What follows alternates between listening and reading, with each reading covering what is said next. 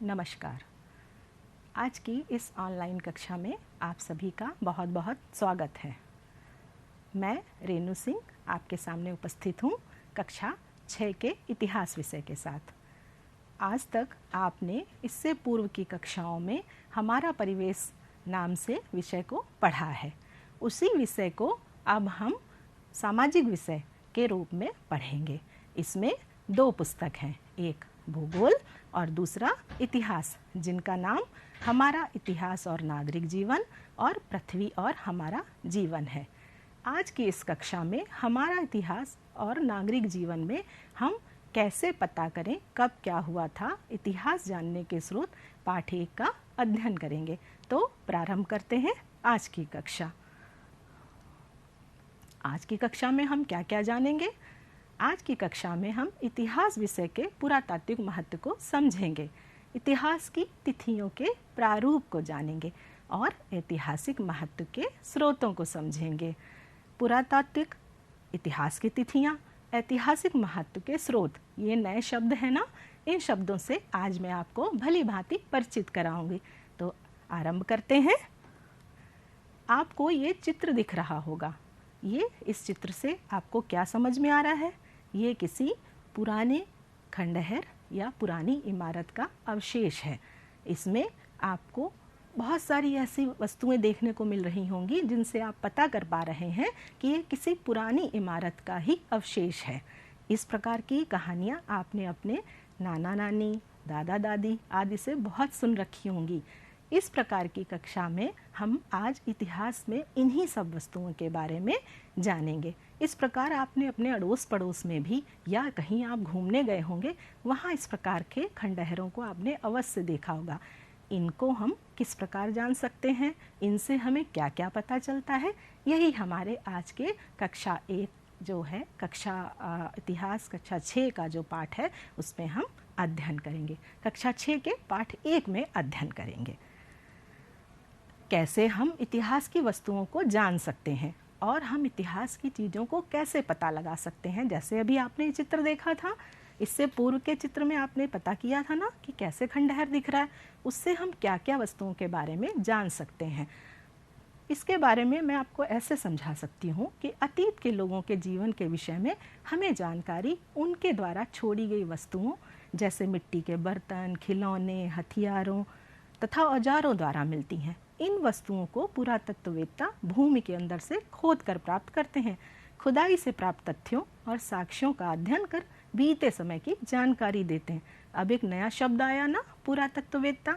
ये क्या होता है? आइए इस पर बात करते हैं। प्राचीन काल में मानव द्वारा प्रयोग में लाई गई वस्तुओं, निर्मित मंदिरों एवं इमारतों आदि के अवशेषों का अध्ययन पुरातत्व विज्ञान कहलाता है। और इनका अध्ययन करने वाले पुरातत्ववेत्ता, अर्थात पुरातत्व से है शाब्दिक अर्थ निकलता है। पुरा का मतलब होता है पुराना और तत्व का मतलब वस्तुएं, अर्थात प्राचीन वस्तुएं जो हमें खुदाई के दौरान प्राप्त हुई हैं, उनका अध्ययन करना पुरातत्व कहलाता है। और जो इनका अध्ययन करते हैं वो पुरातत्ववेत्ता। जैसे आप शिक्षा ग्रहण करते हैं तो आप शिक्षार्थी कहलाते हैं, इसी प्रकार ये पुरातत्ववेत्ता कहलाते हैं।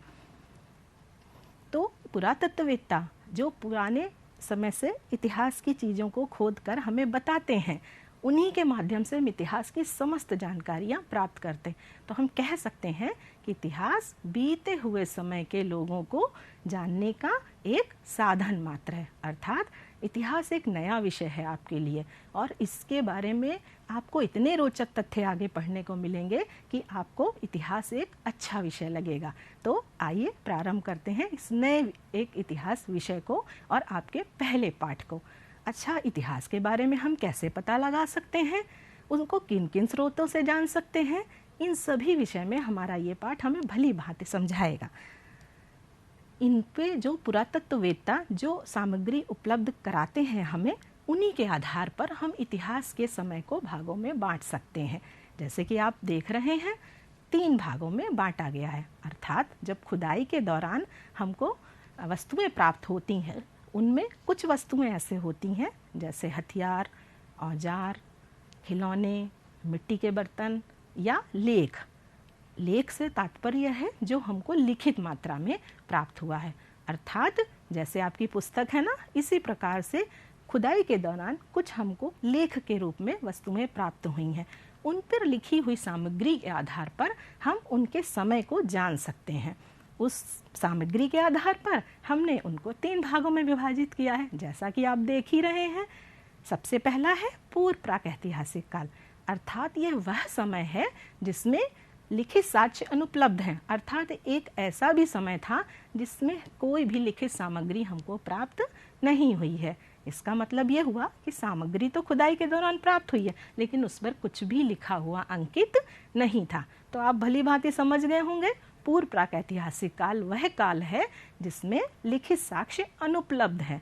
दूसरे नंबर पर आता है हमारा आद्य ऐतिहासिक काल।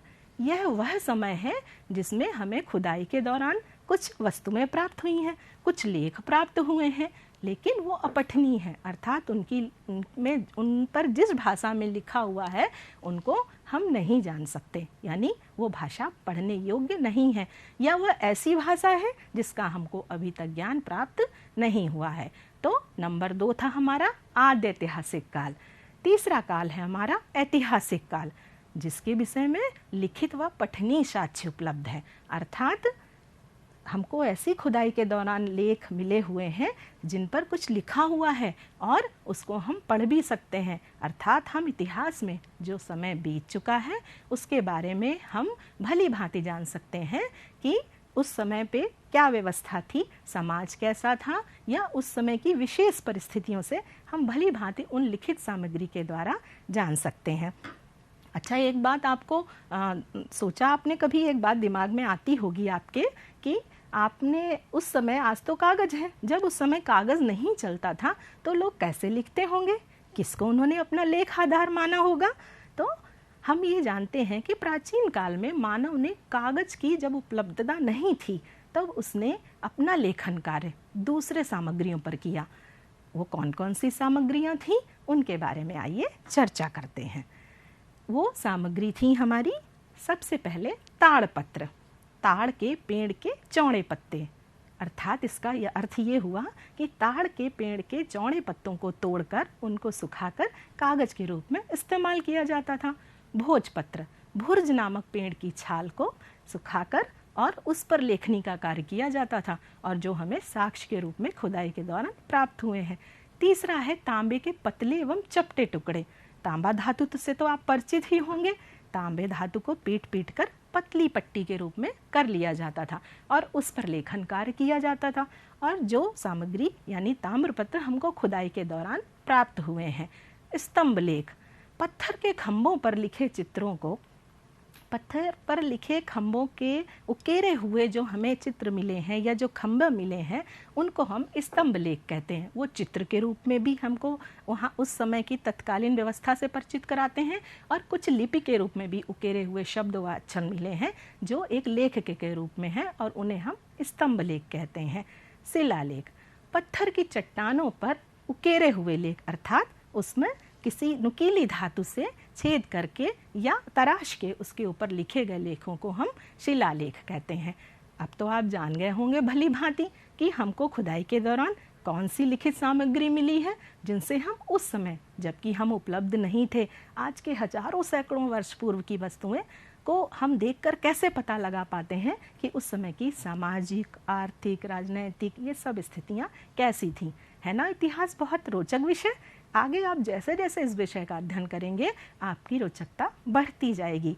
आप सोचिए, अगर आपको खुदाई के दौरान किसी हजारों साल पहले का स्तंभलेख प्राप्त हो जाए या भोजपत्र प्राप्त हो जाए, तो उस पर लिखी हुई लिपि को यदि कोई पढ़ सकता हो तो आपको पता लग जाएगा कि उस समय उस पर क्या लिखा गया था, और आप आज के वर्तमान युग में रहते हुए भी उस समय की बात को जान पाएंगे।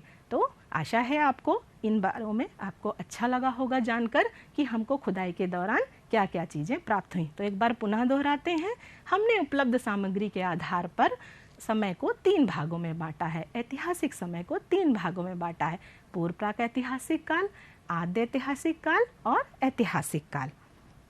आगे बढ़ते हैं। इनके साथ साथ अभी तो हमने समय का वितरण किया था, अब हम इतिहास जानने के स्रोतों का वितरण करेंगे, अर्थात ऐसे कौन कौन से स्रोत हैं जिनसे हम इतिहास का पता लगा सकते हैं। जैसे कि इतिहास में मिली हुई वस्तुएं, बर्तन, लिखित सामग्री, इन सबको हम कितने भागों में बांट सकते हैं। इसको जैसा आप चित्र पर देख ही रहे होंगे स्क्रीन पर, इनको हम 2 भागों में बांट सकते हैं। अच्छा, स्रोत से तो मतलब समझ रहे हैं ना, स्रोत का शाब्दिक अर्थ होता है साधन, अर्थात वह साधन जो हमें इतिहास के बारे में पता लगाते हैं, उनको हमने 2 भागों में बांटा है, पुरातात्विक स्रोत और साहित्यिक स्रोत। पुरातात्विक स्रोत के देखिए 4 भागों में बटे हुए हैं। दूसरा है साहित्यिक स्रोत, इसको हमने 3 भागों में बांटा है। पुरातात्विक स्रोत में सबसे पहला है अभिलेख। अभिलेख से कुछ समझ में आ रहा है? लेख यानी कुछ लिखित रूप में हो, अभिलेख। दूसरा है सिक्के व मोहरे। सिक्के और मोहरे, सिक्के तो आप सभी जानते होंगे, और मोहरे प्राचीन समय में सिक्कों जैसी ही एक मुद्रा होती थी, उसको हम मोहरे कहते थे। तीसरा था पुरा स्थल। पुरा स्थल से तात्पर्य है पुराना, और स्थल से जगह यानी पुरानी ऐसी कोई जगह जो खुदाई के दौरान हमको प्राप्त हुई है।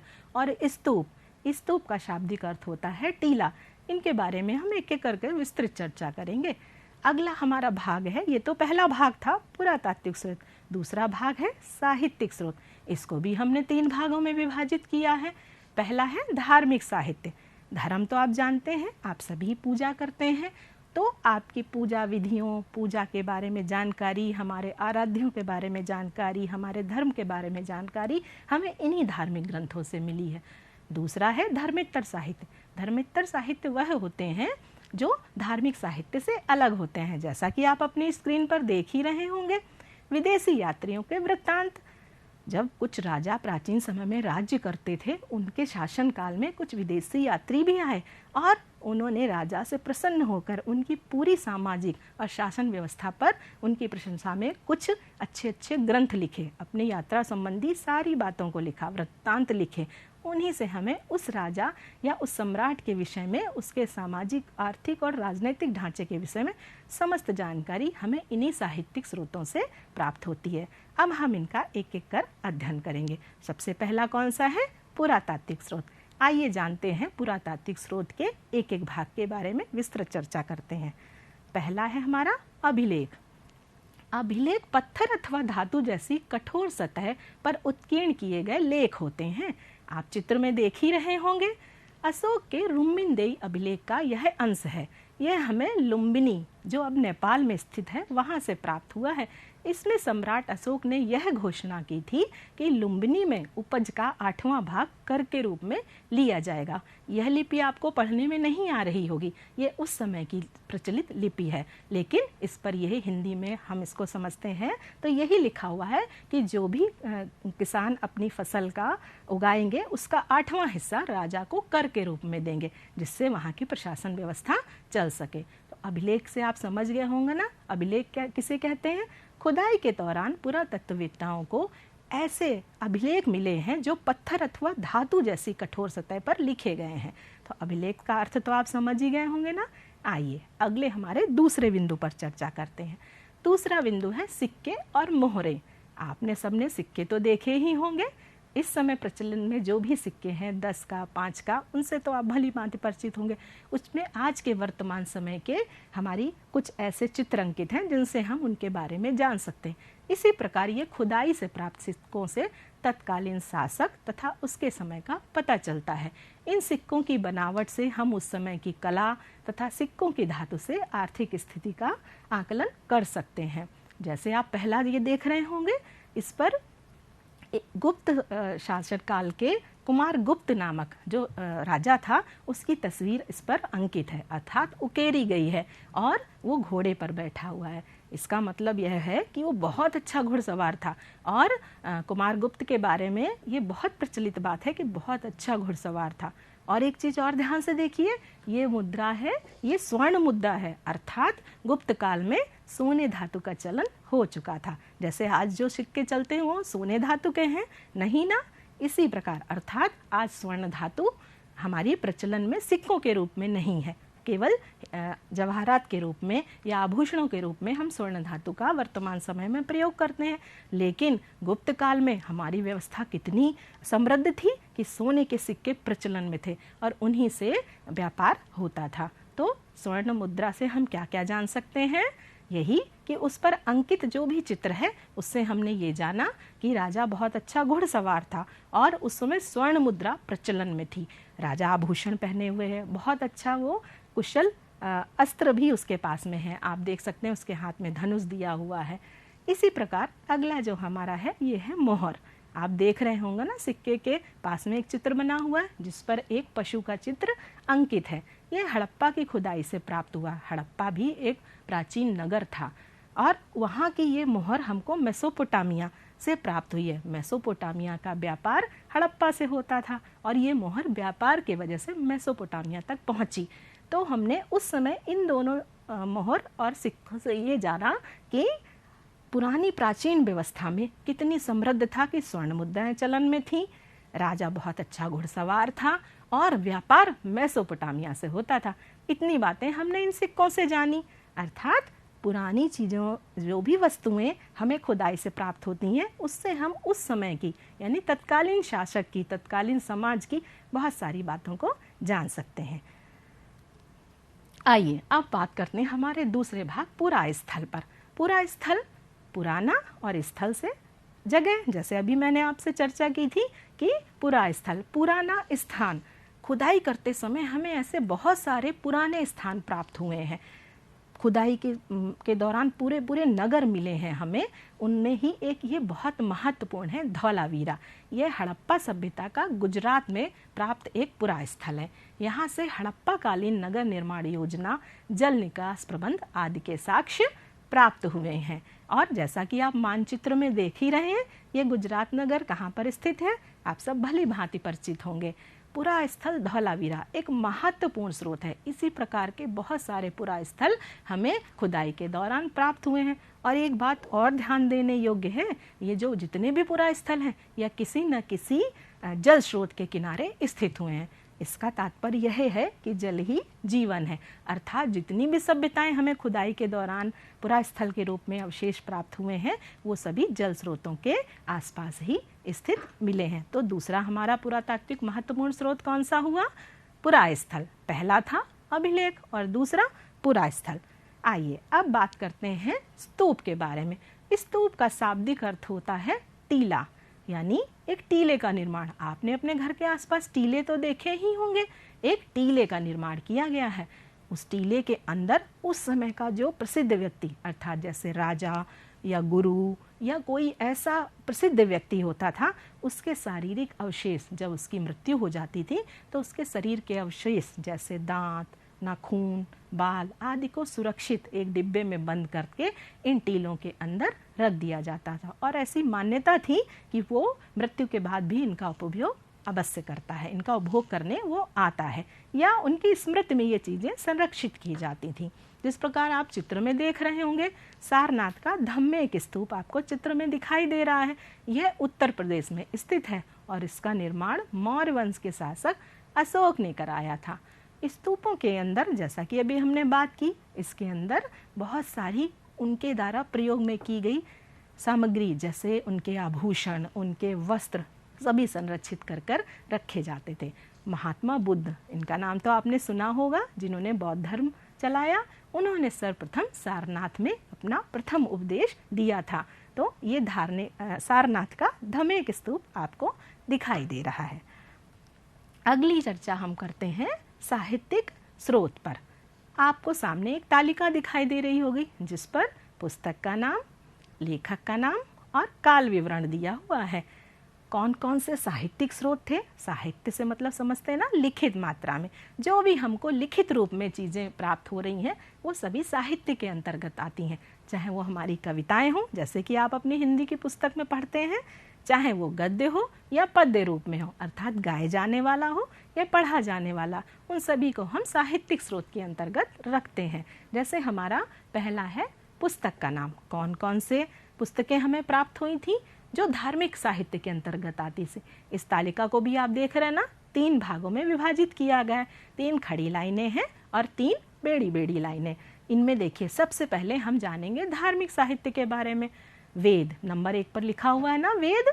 वेद जो है सबसे पुराने ग्रंथ माने जाते हैं। सबसे प्राचीन ग्रंथ जो है इन्हीं को माना जाता है और ये आर्यों के संबंध में सारी जानकारी हमको देते हैं। ऐसा कहा जाता है कि आर्य इस पृथ्वी पर आने वाले सबसे पहले सभ्य मनुष्य थे, अर्थात आर्यों के संबंध में वेदों में समस्त बातें लिखी हुई हैं। अगला दूसरा नंबर है रामायण एवं महाभारत। इनका नाम तो आपने सुना ही होगा, धार्मिक सीरियल भी आपने देखे होंगे जो इन पर बनाए गए हैं। इनको वाल्मीकि और वेद व्यास जी ने लिखा था।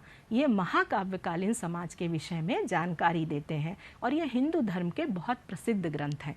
तीसरा है जैन एवं बौद्ध साहित्य जातक कथा। जैन एवं बौद्ध धर्म के बारे में सभी जानकारी हमको इन ग्रंथों में जातक कथाओं के रूप में पढ़ने को मिलती हैं। यह 6ठी शताब्दी ईसा पूर्व की राजनीतिक, सामाजिक एवं धार्मिक स्थिति का भली भांति वर्णन करते हैं। ये तो हुआ साहित्यिक स्रोत का पहला भाग, अर्थात धार्मिक साहित्य।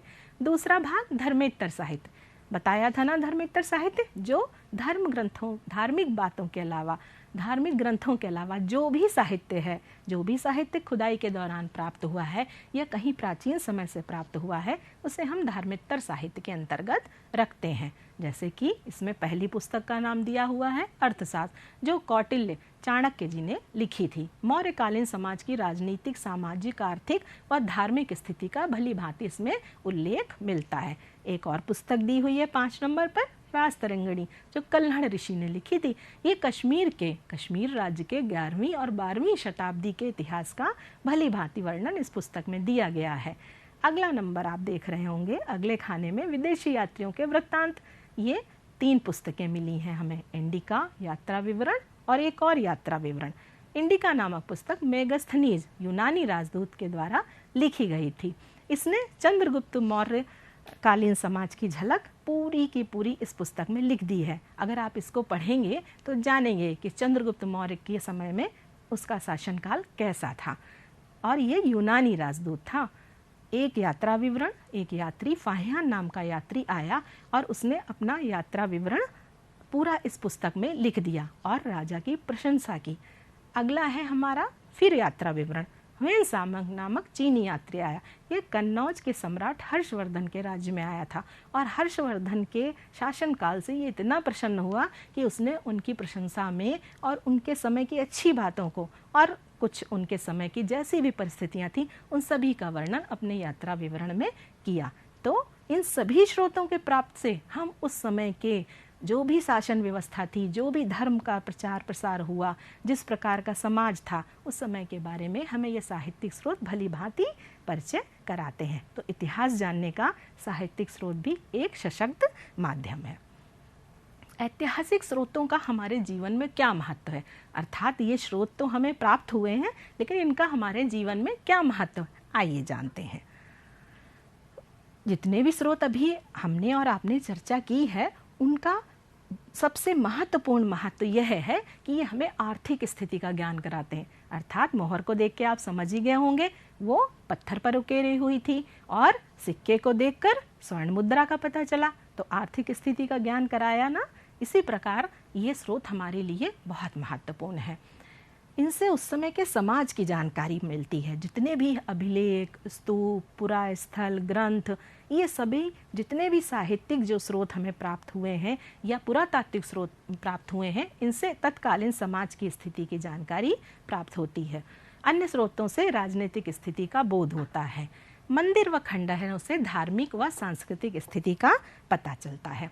पहले कौन पहले बाद में, आपने देखा था कि सबसे पहले अगर कहीं पर आपको किसी टीले को दिखता है, अगर उसकी आप खुदाई करेंगे तो उनकी एक एक सतह के बारे में आप जान पाएंगे। जैसे आप चित्र में देख रहे हैं, सबसे नीचे की 4 नंबर की सतह सबसे पुरानी होगी, 3 की उसके बाद की, 2 नंबर की उससे बाद की और 1 नंबर की सबसे नवीन होगी। इस प्रकार के अगर टीले पाए जाते हैं तो आप जान सकते हैं कि ये किस प्रकार सबसे ऊपर की सतह नवीन होगी। इतिहास में तिथियों का क्या महत्व है, जैसा कि हम देख रहे हैं ईसा मसीह के जन्म के समय के पहले को ईसा पूर्व कहते हैं और ईसा मसीह के जन्म के बाद के समय को ईसवी कहते हैं। ईसा मसीह के जन्म के समय को कैलेंडर में 0 वर्ष मानकर इतिहास में आई हुई तिथियों के बारे में हम पता कर सकते हैं। ऐसा ईसा मसीह के जन्म से अगर 100 वर्ष पूर्व किसी का जन्म हुआ है तो उसे हम 100 ईसा पूर्व लिखेंगे और अगर बाद में हुआ है तो हम उसे 100 ईस्वी बाद का लिखेंगे, जैसा कि चित्र में देख रहे हैं 700 ईस्वी बाद का। ये इतिहास में आई हुई तिथियों को हम इसी प्रकार पढ़ेंगे। आइए कुछ और बातों को जानते हैं। इस पाठ में आए हुआ आपने महाभारत को पढ़ा। महाभारत विश्व का सबसे बड़ा महाकाव्य था। महाकाव्य का मतलब लंबी कविता, और संग्रहालय का अर्थ होता है जिसमें हम चीज़ें संग्रहित करके रख सकते हैं। लंदन स्थित ब्रिटिश म्यूजियम विश्व का सबसे बड़ा संग्रहालय है। और पुरातत्ववेत्ता एक शब्द आया था, अर्थात इतिहास जो हमें बताते हैं, खुदाई से जो सामान प्राप्त करते हैं, उन्हें पुरातत्ववेत्ता कहते हैं। अलेक्जेंडर कनिंघम को भारतीय पुरातत्व विभाग का जन्मदाता माना जाता है। आज हमने क्या क्या जाना बच्चों, एक बार रिवाइज कर लेते हैं। पुरातत्ववेत्ता, समय विभाजन, लेखाधार, स्रोत विवरण, अभिलेख, सिक्के व मोहरों के बारे में जाना, पुरास्थल स्तूप के बारे में जाना, साहित्यिक स्रोत के भेद के बारे में जाना, इतिहास क्यों महत्वपूर्ण है ये जाना, पहले कौन पहले बाद में कौन आया ये टीले के माध्यम से जाना, जैसे आपने कूड़ा पहले डाला और उसकी अगर आप परतें हटाएं तो आपको पता चल जाएगा कि आपने कौन सा कचरा आज के 10 दिन पहले डाला था। इसी प्रकार टीले की खुदाई से हम जान सकते हैं। इतिहास की तिथियों, ईसा मसीह के जन्म के पहले के वर्ष को ईसा पूर्व और बाद के वर्षों को ईसवी के रूप में जानेंगे। इतिहास में जहाँ भी आपको तिथियाँ लिखाई मिले, अगर वो ईसा पूर्व लिखा हुआ है तो आप समझ जाइएगा कि ये ईसा मसीह के जन्म से पूर्व की बात कह रहे हैं, और बाद की हो तो उसको ईसवी में लिखेंगे। अब आज का अभ्यास कार्य। अच्छा बच्चों, आज आपने देखा, जो भी जाना एक बार उसका अभ्यास कार्य कर लिया जाए। आपको 2 जोड़े बने हुए हैं, एक है समूह का और दूसरा है समूह खा। आपको इसको सही जोड़े बनाने हैं। एक जोड़ा मैं आपको बनाकर दिखाती हूँ। पहला क्या लिखा हुआ है, रुम्मंदेई अभिलेख। बताइए दूसरी तरफ के किससे ये मिलेगा, नहीं मालूम? चलिए मैं बताती हूँ। ये मिलता है लुम्बिनी से, रुम्मिंदेई लुम्बिनी से मिलता है। इसी प्रकार के चीनिया, त्रिरास्तरंगणी, धौलावीरा, अर्थशास्त्र को आपको इससे मिलाना है। ये अभ्यास कार्य आप घर जाकर जरूर करेंगे, इसको सब लोग नोट कर लें। अच्छा, अब आती बात गृह कार्य। कुछ आप अपने घर जाकर भी करेंगे। आपके गांव अथवा शहर का नाम कैसे पड़ा, ये आप अपने घर जाकर पता लगाएंगे। आप भी इतिहासकार बनेंगे ना। इतिहास विषय बहुत रोचक है। आपके गांव की कौन कौन सी वस्तुएं प्रसिद्ध हैं ये भी आपको पता लगाना है, और वहाँ के निवासियों का प्रमुख व्यवसाय क्या था ये भी आप पता लगा के और अपनी नोटबुक में नोट करेंगे। और कैसा लगा आज का पाठ? इतिहास के बारे में पढ़ के मज़ा आया होगा ना। तो आपको इतिहासकार बनना है। आपको अपने गांव की छोटी छोटी चीज़ें पता कर छोटे छोटे इतिहासकारों के रूप में इतिहास विषय को पढ़ना है और उसकी रोचकता को समझना है। आशा है आपका आज का पाठ आपको अच्छा लगा होगा। अगली कक्षा में मैं नए पाठ के साथ फिर उपस्थित होंगी। धन्यवाद।